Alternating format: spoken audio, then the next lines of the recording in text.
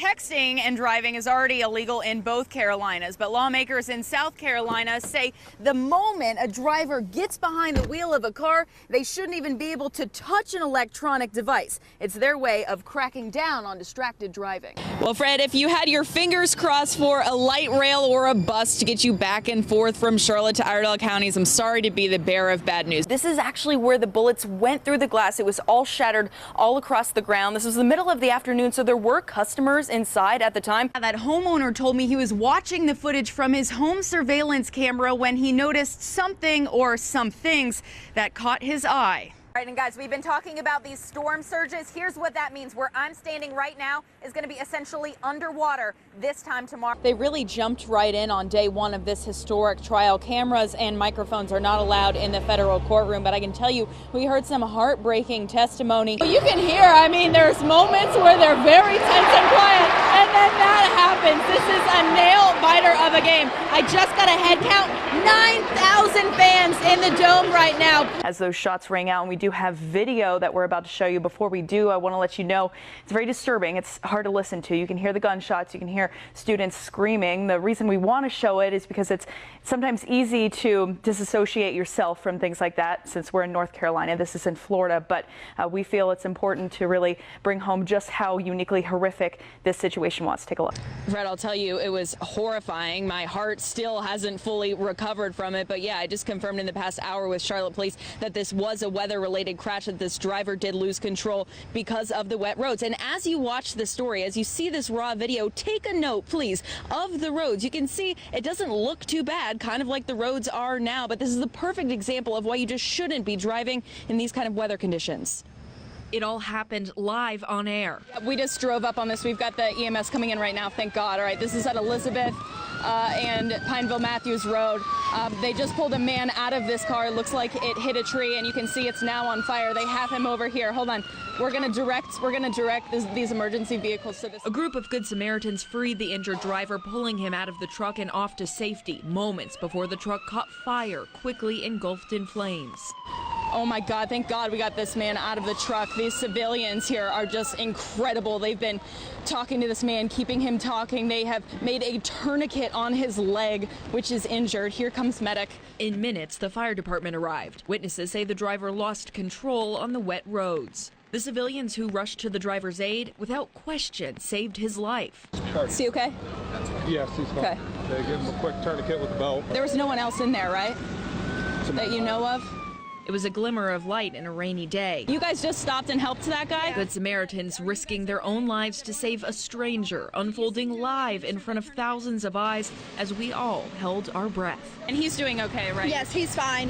He's just got a hurt leg. Are you shaking a little bit too? Yeah, a little shaken up. Thank you guys for stopping. Thank you.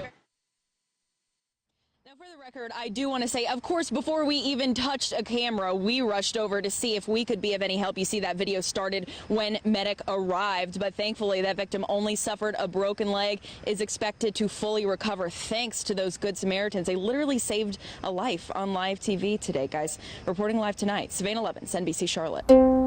Life is full of beautiful things. I was scared of dentists and the dark. Like music and dance. It really kind of teaches you how to kind of connect your body with your brain. And people like Lily Knowles. I think that's kind of important to learn. CF is a genetic disease that affects the lungs and pancreas. The mucus in my body is thick and sticky, and that causes me to get more infections in my lungs. Cystic fibrosis is something Lily has battled her whole life. How can I help? So when the show New Amsterdam put out a casting call for a 13-year-old girl who has CF, So we're like, okay, well, we'll just give it a shot. Look good on the resume, maybe just an audition. They called and said that I actually got the part. Lily just spent 2 weeks in New York shooting the episode. I was kind of nervous to meet them. I mean, they're like famous people, so like, and they were just super supportive and they were really nice. We're not going to give anything away about the upcoming episode, but in it, Lily gets to portray her everyday reality. The fact that they're giving someone who actually has CF an opportunity to play that character is a huge deal. Doing something to raise more awareness of it. You're gonna sing the words. Life is full of beautiful things. like perseverance and finding your voice, and proving that who you are is so much more than what you have. People who are like disabled in a sense, they kind of just want to be treated like everyone else. Savannah Levins, NBC Charlotte.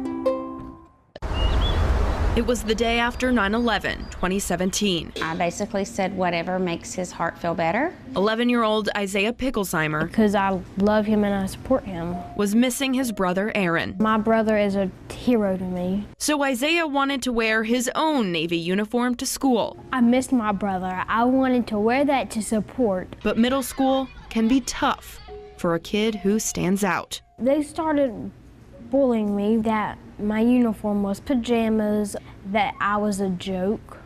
I said, "You don't understand. I'm trying to support my brother." Okay, is everyone ready? Yep. Enter neighbor Nate Mills, It was my grandfather's when he was in the Army in '81. a 7th grader who decided he would wear his uniform too. I didn't like that, the way he was bullied like that. Middle school is just, I don't know, it's hard. This photo of them headed to school the next week was a hit. My dad was mean, but Isaiah even got an invite to a Navy pinning ceremony, I did get this coin. That made me feel awesome. but not quite as awesome as this. Guess who got permission to drive 7 hours to a middle school dance to remind his little brother I've got you. I'm here now. that he too couldn't be prouder. He was willing to go through peer pressure and still do what he felt in his heart to do. Turns out it's not the uniform, but the heart of the person who wears it that really makes a hero. I'm not going to let my brother down. Isaiah and Nate say they both plan on wearing their uniforms now every single Friday. Their school told them they're behind them 100%. Reporting live tonight, Savannah Levins, NBC Charlotte. But first, a story you'll only see here on NBC Charlotte, a defender's investigation finding that thousands of men, women, and teens are currently enrolled in a program aimed at reversing homosexuality. So-called conversion therapy is almost always led by religious leaders and is currently practiced in the form of camps, classes, and one-on-one counseling. 15 states have some law against it, but here in the Carolinas, it's still happening. NBC Charlotte's Savannah Levins spoke with gay Carolinians who consider themselves survivors of these practices and with local therapists who truly believe you can pray the gay away. Having to lie, I feel, is the saddest and the ugliest part of being a homosexual. You can't go to your brother or your sister and say, I'm hurting.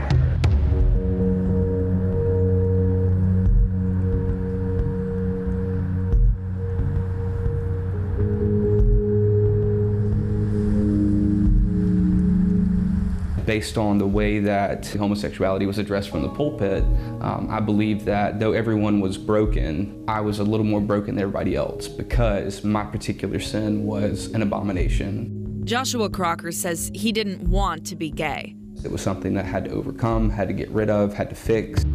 I wanted a solution. After 2 decades hiding his secret, he began meeting with a conversion counselor based in Greenville, South Carolina. I believe that that was something that I might be able to experience victory over if I prayed hard enough, believed hard enough, studied the right things. Conversion or reparative therapy, the idea that homosexuality can be fixed, has been around since the late 1800s when cures included lobotomy and castration. Today, it more often manifests in the form of faith-based camps or counseling sessions. Those conversations with that counselor just kind of, it reinforced that idea that I'm inherently gross. Recently, the effectiveness of conversion therapy has been widely discredited and criticized. Some studies have directly linked it to suicide. I remember driving back to my apartment, just weeping and yelling and being so angry and frustrated and sad. And I remember yelling at God while I was in my car going down the highway and just asking him why he hadn't fixed me yet. And I started thinking through where I could crash my vehicle and what bridges would be easiest to run off of and how I could do it in a way that make sure I don't make it. We don't have to act on our feelings, and that's That's the message of our ministry. Malia Allard is the executive director of New Beginning Support Ministry and a network of so-called ex-gay counselors that spans the Carolinas. We're here for people who have faith and they have unwanted same-sex attractions or unwanted gender identity disorder. Our message is about freedom from homosexuality through Jesus Christ. Malia prefers to see her work as faith-based counseling for people struggling with their sexual identity rather than, quote, conversion therapy. Do you think anyone can change that if they try hard enough? Do I believe you can pray the gay away? We're gonna turn you all straight because you're all gay kids, and that's a problem, okay? I believe if a person is motivated and they're willing to surrender to their Savior and trust Him, I believe He's capable of changing it. That belief, she says, comes from firsthand experience. I had lived as a lesbian woman from the time that I was 18 until I was about 28, but I made a choice to not act on those attractions anymore. She says that's what her ministry is helping others accomplish. Could you kind of talk to people who think that the church hates gay people? If people are gay and they're happy, our ministries are not there for them. More power to you. We're happy for you that you're happy. 15 states and D.C. have some law against conversion counseling, particularly when it relates to minors. But in both Carolinas, parents can legally enroll their children in these camps and programs. Parents will drag their teenagers into my office, and their goal is typically for me to fix them. The kid has to convince me they want to be there. They can't be being manipulated or coerced. Human rights groups say there are still some active conversion organizations that use physical and emotional abuse in their camps and their sessions. I'm not negating the fact that there have been some people practicing those methods that have behaved in ways that were wrong, but my ministry doesn't. For some who have gone through it, like Joshua, it was rough. It was rough. The therapy was not a saving grace.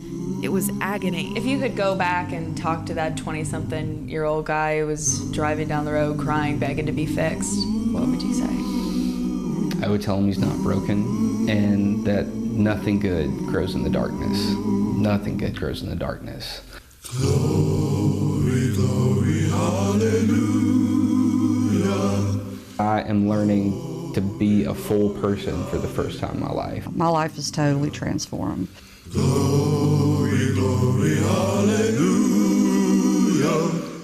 I really love myself, probably for the first time ever. And now, finally, I like myself for the first time in my life. I mean, it really finally comes down to finding one other person to love and be loved by, and you serve each other's needs. It is you.